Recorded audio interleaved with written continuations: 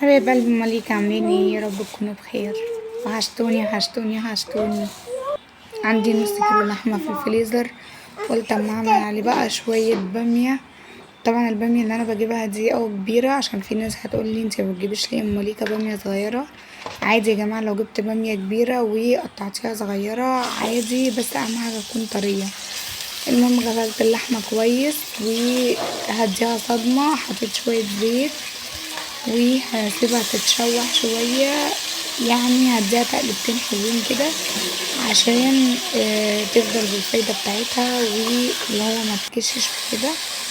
هديها تقلبتين حلوين كده وهننزل بالبهارات بتاعتها كده، هي تتشوحت بقت تمام. هننزل طبعا الاول بالبصلاية تتشوح معاها، وطبعا شوية ما تحطوش ملح يا جماعة في اللحمة عشان تستوي، والبهارات مرق الدجاج وكمون فلفل اسمر ماجي والسبع بهارات ورشة من القرفة. طبعا حطينا الطماطم عليها وورقتين من اللورا يا جماعة ورشة جوز الطيب.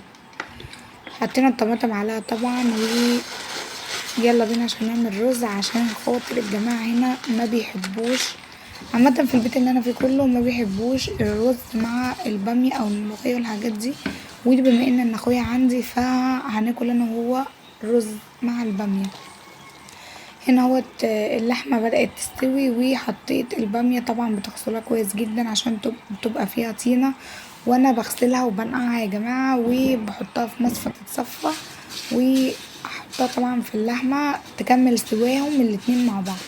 الشعرية هنا معانا اتحمرت وبحط الرز، ولازم يا جماعة تشويحه كويس جدا عشان الرز يبقى مفلفل.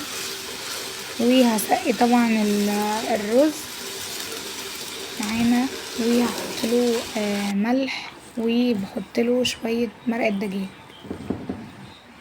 هنا كده احنا تمام التمام، نغطي بقى كده ونستنى لحد ما الرز يستوي. وطبعا البامية بتاعتنا استوت، كده الرز بتاعنا استوى، وهطش طش التومة على البامية بتاعتنا، وكده يبقى الاكل بتاعنا جاهز. شوفوا البامية يا جماعة تحفة والله العظيم. وانا بحب ادام هناكلها مع رز بحب اخليها فيها شوية مية، يعني حاجة بسيطة. طبعا جوزي مش